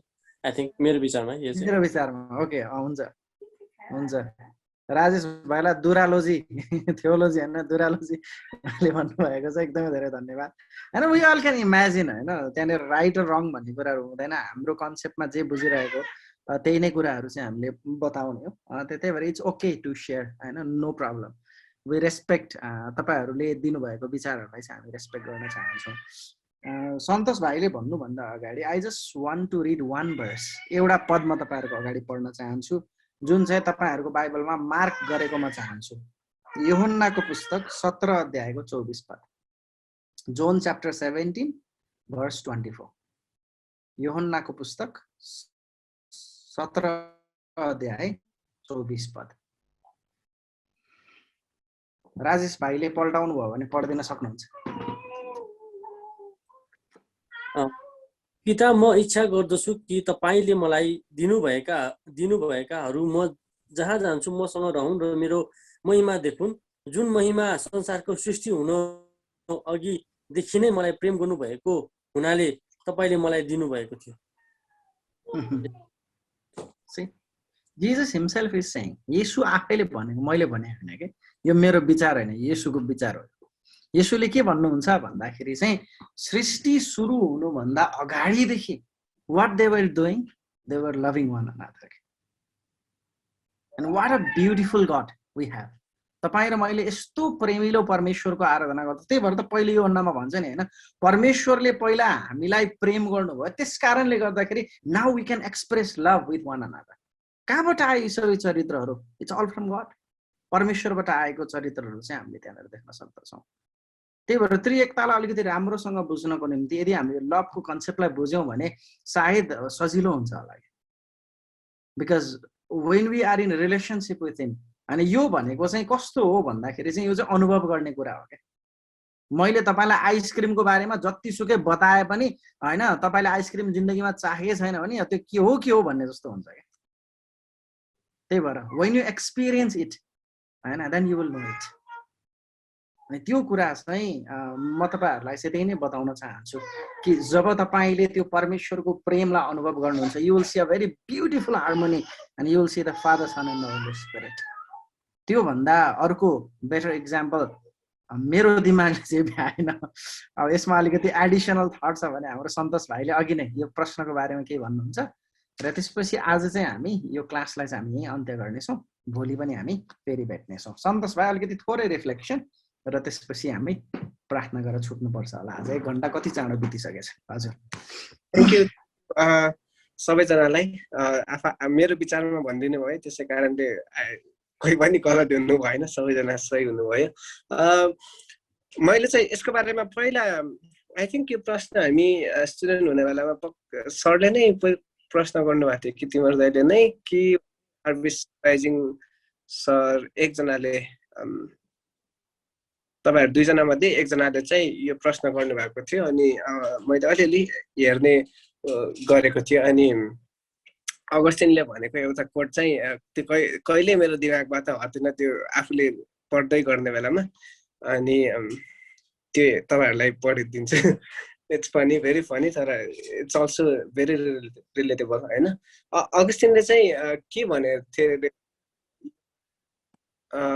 यो प्रश्न सोध्ने बेलामा चाहिँ, परमेश्वरले संसार बनाउनु भन्दा अगाडि अर्थात् अघि सरले भने स्वर्गदूतहरू पनि बनाउनु भन्दा अगाडि के गर्दै हुनुहुन्थ्यो भनेर मान्छेहरूले सोध्यो भने चाहिँ के अरे अगस्टिनले के भन्नुभएको थियो अरे भन्दा एकछिन है म पढिहाल्छु। उहाँले चाहिँ जोकिङ गर्दै भन्नुभएको थियो अरे यस्तो प्रश्न सोध्ने मान्छेहरूको लागि परमेश्वरले नर्क तयार गर्दै हुनुहुन्थ्यो भनेर भन्नुभएको थियो के अरे। अनि सो अघि कतिजनाले के भन्दै हुनुहुन्थ्यो तर बिफोर द क्रिएसन हामी के गर्दै हुनुहुन्थ्यो भन्ने कुरा चाहिँ अघि सरले ठ्याक्क योना 17को 24 पदलाई पढिदिनु भयो। मसँगै अर्को एउटा एफिसी 1:4 अनि त्यसपछि तीतस 1:2 पदलाई पनि तपाईँहरू कसले हेर्नु भएको छ भने त्यति गर्दा हुन्छ होइन। तर त्यो 17को 24 एकचोटि फेरि पढिदिनु न सर।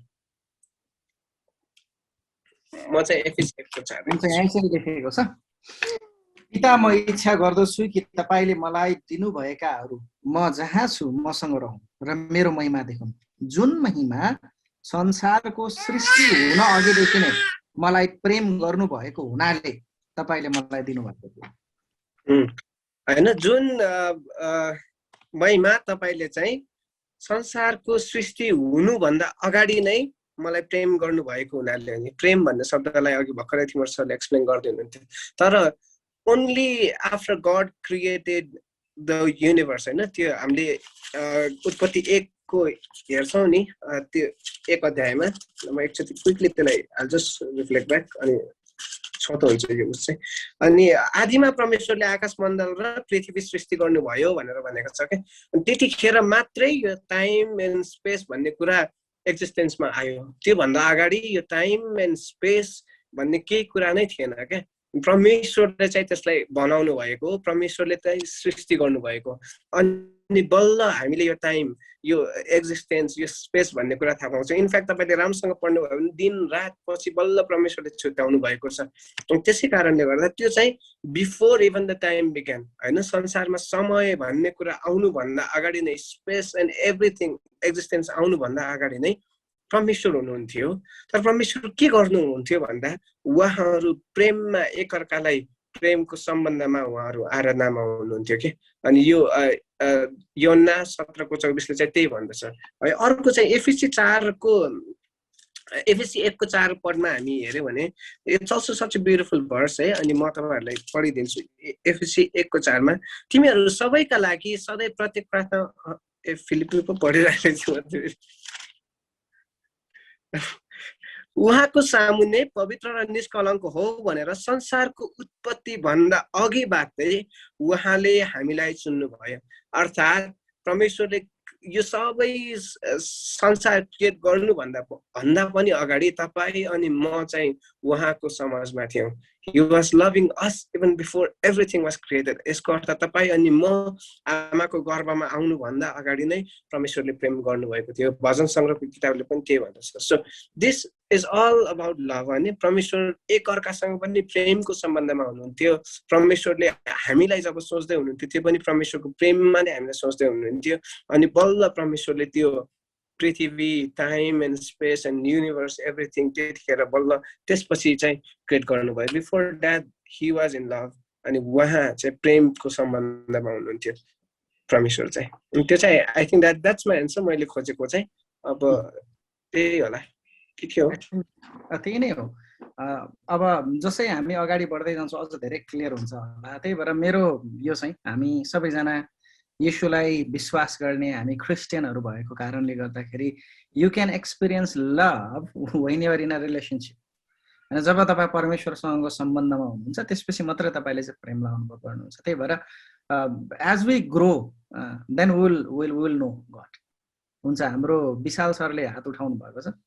उहाँलाई यो समय दिँदै उहाँको भनाइलाई राखिसकेपछि प्रार्थना पनि उहाँलाई नै गर्न म अनुरोध गर्दछु। ल, धन्यवाद। मेरो चाहिँ भनाइ भन्दा पनि मेरो एउटा जिज्ञासा मनमा उब्ज्यो कि त्यो रिफ्लेक्सन गरेको जस्तो परमेश्वरले सबै कुरा सृष्टि गर्नुभन्दा अगाडि उहाँहरू के गर्दै हुनुहुन्थ्यो भन्दाखेरि उहाँहरू एक दुसरामा प्रेम गर्नुहुन्थ्यो, प्रेमको सम्बन्धमा हुनुहुन्थ्यो भन्ने खालको एउटा प्रश्न आयो होइन। अनि जस्तो मलाई क्वेसन आएको जस्तो लभ इज अ भर भन्ने कुरा आयो नि त। अब त्यो प्रेम भन्दाखेरि चाहिँ त्यो कस्तो प्रकारको प्रेम गर्दै हुनुहुन्थ्यो, कसरी गर्दै हुनुहुन्थ्यो, कस्तो प्रकारको के प्रेम गर्दै हुन्थ्यो भन्ने प्रश्न मनमा आयो कि मलाई चाहिँ। लाइक अब हुन त त्यो हाम्रो इमेजिनेसन भन्दा बियोन्डको कुरा पनि हुनसक्छ। जस्तो जुन प्रकारको प्रेम हामीले हाम्रो साथीभाइको बिचमा गर्छु, म कसैलाई प्रेम गर्छु भने उसलाई गिफ्ट दिन्छु होला अथवा उसलाई म के कुरा गर्छु होला होइन, एउटा क्वेसन मलाई आयो कि प्रेम गर्नुहुन्थ्यो, प्रेममा हुनुहुन्थ्यो कस्तो खालको प्रेम, कस्तो एक्ट थियो भन्ने एउटा क्वेसन मेरो मन ठ्याक्कै क्लिक भयो क्या यो कुराले। Interesting question. तपाईँलाई के लाग्छ सर? अब मेरो विचारमा चाहिँ अब त्यो ईश्वरीय होइन, त्यो जुन प्रकारको त्यो अब त्यो छुट्टै रियालमा त्यो प्रकारको कम्युनिटीमा उहाँहरूको बिचको प्रेम कसरी प्रेमले प्रेम गर्नुहुन्थ्यो भन्ने कुरा मैले त्यसलाई म एक्सप्लेन गर्न सक्दिनँ कि।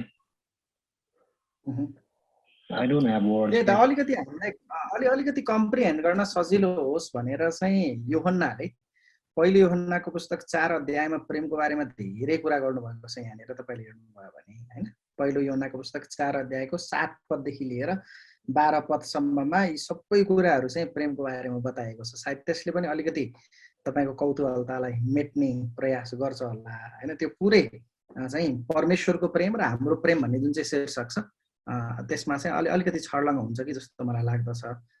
तर कस्तो प्रकारको लभ भन्नाले अब त्यो एक्ज्याक्टली त कस्तो चाहिँ होला भन्दाखेरि त्यो विषयमा चाहिँ अब म पनि दिन प्रतिदिन अनुभव गरिरहेको छु sir.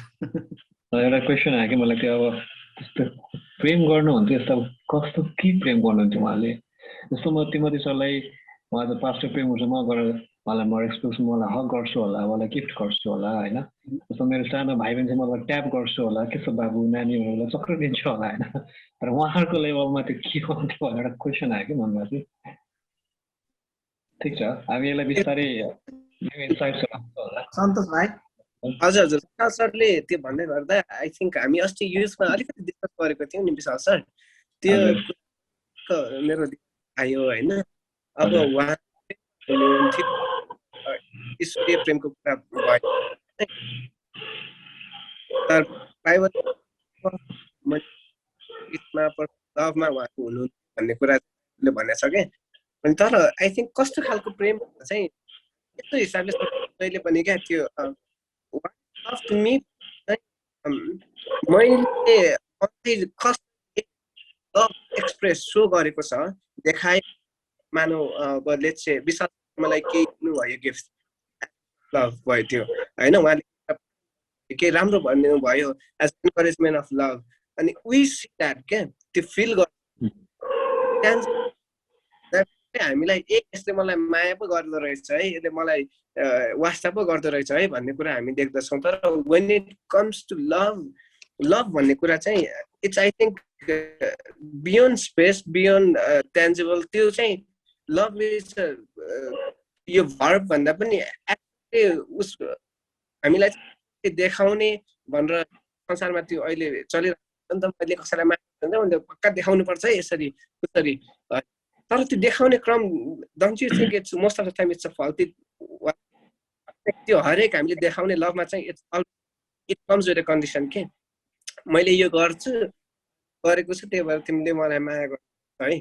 It's also for love होइन, इट्स अल्सो डिजायर, त्यो लभकै डिजायर। अनि त्यही भएर आई थिङ्क त्यो अस्ति चाहिँ मैले कन्डिसनल र अनकन्डिसनल प्रेमको कुरा गरिरहेको थिएँ। हामीले अहिले एज अ वर्ल्डमा हुने बेलामा we only understand the conditional love. मेरो बुवाले मलाई यसरी माया गर्नुहुन्छ, that also have some hope मेरो छोराले केही गरिदियोस् भन्ने होइन। छोरीले आफ्नो आमा बुवा माया गर्नुहुन्छ, उहाँहरूले सबै खानेकुरा सबै खाइदिनु भयो, त्यो कुरा पार्ट इज। अनि हामी प्रेम गर्छौँ हो म राम्रो आइदन मलाई दिनु होला, तर त्यो मेरो लभमा त्यही भएर हामीले प्रेम बुझ्न सकेको छौँ जस्तो। अनि I think it's a process.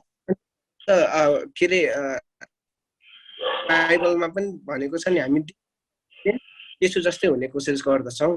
किन भन्दाखेरि त्यो प्रेम अनुभव गर्नलाई, त्यो प्रेम बुझ्नको लागि, त्यो अनकन्डिसनल प्रेमलाई हाम्रो जीवनमा थाहा गर्नको लागि हो जस्तो लाग्छ। किन कस्तो खालको प्रेम भन्दा त्यो अनकन्डिसनल गर्यो, तर जुन प्रेम चाहिँ हामीले हुन कोसिस गर्दा गर्दै थाहा गर्दैछौँ होइन, हामीले त्यो रूपमा पाएका छैनौँ। तर एक दिन जब हामी येशूलाई सामान्य सामान्य भेट्छौँ त्यतिखेर मात्रै त्यो सिद्धताको प्रेमलाई हामीले महसुस गर्छौँ जस्तो चाहिँ मलाई लाग्छ। थ्याङ्क यू सन्तोष। हुन्छ, यदि प्रार्थना गर्नुभन्दा अगाडि अनिश भाइ बाइबल छ हजुरसँग? बाइबल छ भने पहिलो यूहन्ना 4 अध्यायको 7 पदबाट यसो पढौँ अनि त्यसपछि पढिसकेपछि चाहिँ हाम्रो विशाल सरले प्रार्थना गरेर आजको सेसनलाई अन्त्य गर्नुहुन्छ। हुन्छ सर, पहिलो यूहन्ना 4 अध्यायको 7 पदबाट 12 पदसम्म पढौँ न, र त्यसपछि 19 देखि लिएर 21 सम्म पनि है त। 7 देखि 12, 19 देखि 21 ल हजुर। पहिलो यूहन्ना कतिको अरे सर? 4 अध्याय 4 7 देखि 12, 19 देखि 21 है त।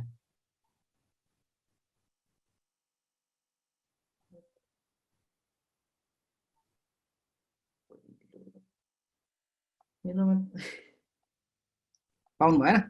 ल पहिलो यूहन्नाको त 5 सम्म मात्र आयो त। 4 अध्याय छ नि त नि।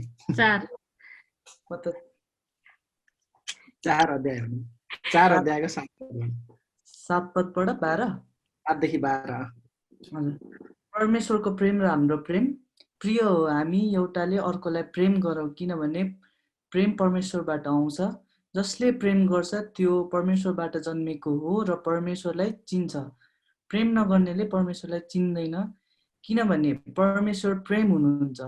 परमेश्वरको प्रेम हाम्रा माझमा यसरी प्रकट भयो कि उहाँले आफ्नो एकमात्र पुत्र संसारमा पठाउनु भयो ताकि उहाँद्वारा हामी जिउन सकौँ। प्रेम यसैमा छ कि हामीले परमेश्वरलाई प्रेम गरेका होइनौँ, तर उहाँले हामीलाई प्रेम गर्नुभयो र हाम्रो प्रेमको प्रायश्चित हुनका निम्ति हजुर हाम्रो पापको प्रेमको होइन, हाम्रो पापको प्रायश्चित हुनका निम्ति आफ्ना पुत्र पठाउनु भयो। प्रिय हो, यदि परमेश्वरले हामीलाई यसरी प्रेम गर्नु भएको हो भने हामीले पनि एकअर्कालाई प्रेम गर्नुपर्छ। परमेश्वरलाई कसैले कहिले देखेको छैन। यदि हामीले एकअर्कालाई प्रेम गर्यौँ भने परमेश्वर हामीमा रहनुहुन्छ र उहाँको प्रेम हामीमा सिद्ध भएको हुन्छ। 19बाट पनि पढ्दिनुहोस्, 19 देखि 21।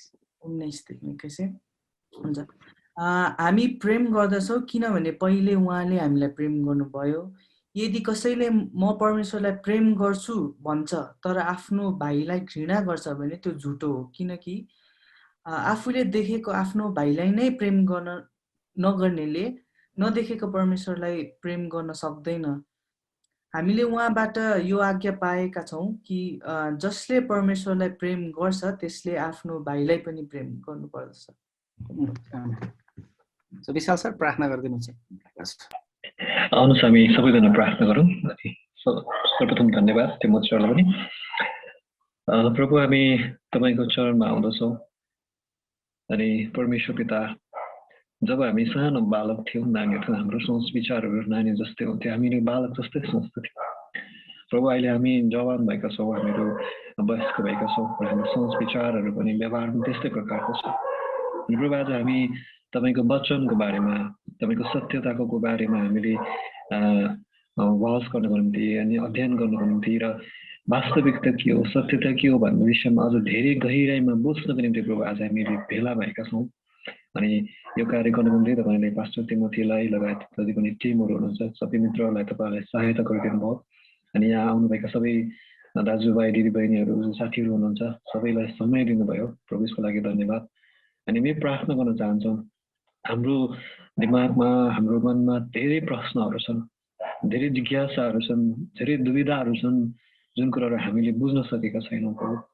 हामी बुझ्न चाहन्छौँ, हामी अध्ययन गर्छौँ, अनुसन्धान गर्छौँ, विभिन्न माध्यमहरूबाट हामी त्यो ज्ञानको खोजी गर्दछौँ, विभिन्न स्रोतहरूलाई हामीले प्रयोग गर्दछौँ, तर पनि हाम्रो बौद्धिकताभन्दा हाम्रो सोच विचारभन्दा पनि बाहिरको कुराहरू छन्। अनि हामीलाई बुझ्नलाई तपाईँ परमेश्वरले सहायता गर्नुभएको होस्। जसरी हामीले अहिले विभिन्न दुई चारवटा प्रश्नहरूमा हामीले छलफल गऱ्यौँ, हामीलाई बुझ्नलाई गाह्रो छ, तर तपाईँले हामीलाई मद्दत गर्नुभएको होस् कि जुन कुराहरू हामीले बुझ्नुपर्ने छ, तपाईँको प्रेम मात्र नभएर तपाईँ प्रभुको सत्यताको बारेमा, सत्य वचनको बारेमा कि हाम्रो बौद्धिकता भन्दा पनि बाहिर हाम्रो अनुभव भन्दा माथि उठेर तपाईँ परमेश्वरबाट त्यो प्रकाश इन्साइट्सहरू तपाईँले हामीमा राखिदिनु भएको होस्। अनि हामी यो हप्ताभरि हामी पढ्दछौँ र तपाईँले हामीलाई बुझ्नको निम्ति मद्दत गरिदिनु भएको होस्, ताकि यो सेक्सन चाहिँ हामी सुन्नको लागि मात्र होइन, 1 घन्टाको एउटा समय चाहिँ हामीले एउटा स्केड्युल बनाएर एटेन्ड गर्ने मात्र नभएर प्रभु केही कुराहरू हामी बुझ्न सकौँ, हाम्रो केही कुराहरूको प्रकाश हामीमा मिलेको होस्, जुन कुराले हामी हाम्रो जीवनकालभरि हामी चाहिँ सत्यताको पक्षमा हामी खडा हुन सकौँ, सत्य शिक्षामा सिद्धान्तमा हामी अडिन सकौँ। तपाईँ ख्रिस्ट प्रभुले तपाईँको वचनमा लेखिएको कुराहरूमा हामी अडिन सकौँ। प्रभु तपाईँले हामीलाई त्यो च्यालेन्जहरू दिनुभएको छ, हामी प्रार्थना गर्दछौँ प्रभु। जसरी हामी देख्दछौँ कि बाहिरमा विभिन्न प्रकारका आइडियोलोजीहरू छन्, पोलिटिकल पार्टीहरू, फिलोसफीहरू छ, जो व्यक्तिहरू आफ्नो सिद्धान्तमा खडा हुँदछ, अडिँदछ प्रभु। र हाम्रो यस्तो सिद्धान्त प्रभु यस्तो कुराहरू सिकाउनु भएको छ जुन कुरा हाम्रो अनन्ततामा डोर्याउँछ र हामीलाई आफ्नो शिक्षामा सत्यतामा चाहिँ एज अ चट्टान एज अ रक भनेर खडा हुनु तपाईँ हामीलाई सिकाउनु भएको होस् भनेर प्रार्थना गर्दछु। र हाम्रो सबै साथीहरूलाई तपाईँले चाहिँ प्रकाश दिनुहोस्। हामी यसरी नै तपाईँको वचनमा हामी वृद्धि हुन सकौँ, हामी हुर्किन सकौँ, बढ्न सकौँ र हामी अझ धेरै फल फलाउन सकौँ भनेर हामी प्रार्थना गर्दछौँ प्रभु। यो घरि हाम्रो माझमा कोही रोगी बिमारी हुनुहुन्छ, गाह्रो परिस्थितिमा हुनुहुन्छ भने पनि प्रभु तपाईँको कृपा राखिदिनु भएको होस्। र हामी सुन्दछौँ र भोलिको सेसनको निम्ति तयारी गर्न पनि तपाईँले हाम्रो गुरुबालाई अनि सबैजनालाई हामीलाई पनि तपाईँले सहायता गर्नुहोस्। जतिजना मण्डली परिवार साथीभाइलाई हामीले इन्भाइट गरेको छौँ, नयाँ नयाँ साथीहरू पनि आउनुहुनेछ, उहाँलाई पनि तपाईँ प्रभुले सहायता गर्नुभएको छ। हामी प्रार्थना चढाउँछौँ प्रभु। धन्यवाद यो जमघटको लागि सबै बिन्ती प्रार्थना चढाउँछौँ येशू प्रभुको नाममा, आमेन।